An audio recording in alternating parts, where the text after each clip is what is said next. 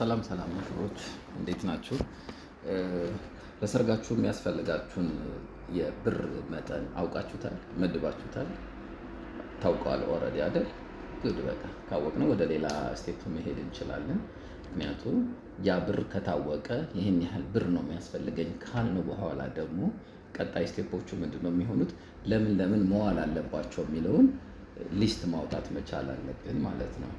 ምንድነው አሁን ለምሳሌ ዲኮር፣ ካሜራ፣ መኪና፣ ኬትሪንግ ሁሉም ነገሮችን ዘርዝራችሁ ታወጣላችሁ ማለት ነው። ልክ ካወጣን በኋላ ድርጅት መረጣ ላይ ደግሞ ሰርድ ስቴፕ ላይ መቀጠል እንችላለን ማለት ነው። ብራችንን ካወቅን በኋላ ሰንበዲ በስንት ብር ነው የሚሰራልን፣ ለዲኮር ምን ያህል ብር ያስፈልገናል፣ ለመኪና፣ ለካሜራ፣ ለሁሉም ነገሮች ላይ ማወቅ ትችላላችሁ ኢዝሊ ማለት ነው። አሁን ትልቁ ጨዋታ መሆን ያለበት የቁጥር ጨዋታ ነው ብለናል። ቁጥር ለሁላችንም የሚያግባባን ነገር ነው እና ለምሳሌ 1 ሚሊዮን ከሆነ ያወጣነው ቁጥር ከዛ 1 ሚሊዮን ላይ 10 አይነት ሰርቪሶችን ከሆነ የምንፈልገው ለነዛ ሰርቪሶችን በሙሉ እዛች 1 ሚሊዮን ውስጥ ብቻ ነው መግባት መቻል ያለባቸው። 1.1 መሆን አይችልም። 1.3 4 መሆን አይችልም። በቃ ከአንድ በላይ መሆን አይችልም።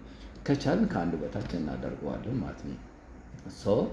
አንድ ላይ ምን የትኛው ሰርቪሶች የትኛው ድርጅት ምን አይነት ሰርቪስ ሊሰጠኝ ይችላል የሚለው ላይ መንቀሳቀስ አለብን ማለት ነው።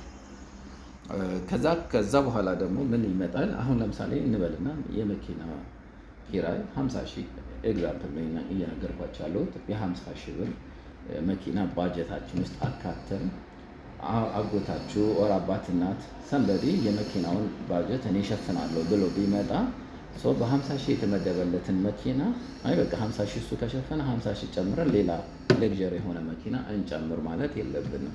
ምክንያቱም ከሰርግ በኋላ ብዙ ቀዳዳዎች አሉብን። ስኬታማ የምናደርገው 1 ሚሊዮን ላይ ስንጨርሰው ነው ያንን ባጀት።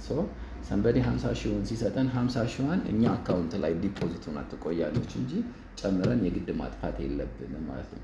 ምክንያቱም እያወራን ያለነው ስለ ስኬታማ ሰርግ ነው እንጂ ስለ ብዙ ብር ያወጣ ሰርግ አይደለም። የተሳካ ሰርግ እንዲሆን ከተፈለገ ብዙ ብር ስላወጣና ስላላወጣ አይደለም።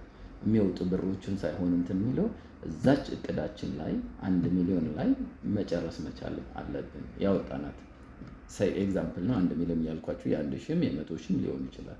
ምንም እሱ ላይ ቁጥር ላይ ግን ብቻ ግን እዛች አይደንቲፋይ ያደረግናት ቁጥር ላይ ጨርሰናል ወይ ነው። ከዛች 0.01 ቢሆንም እንኳን መጨመር መቻል የለብንም። እናመሰግናለን። ለማንኛውም እንደዚህ አይነት ሀሳቦችን የምትፈልጉ ከሆነ ቻናላችንን ሰብስክራይብ አድርጉ፣ ፎሎው፣ ላይክ፣ ሼር አድርጉን። እናመሰግናለን።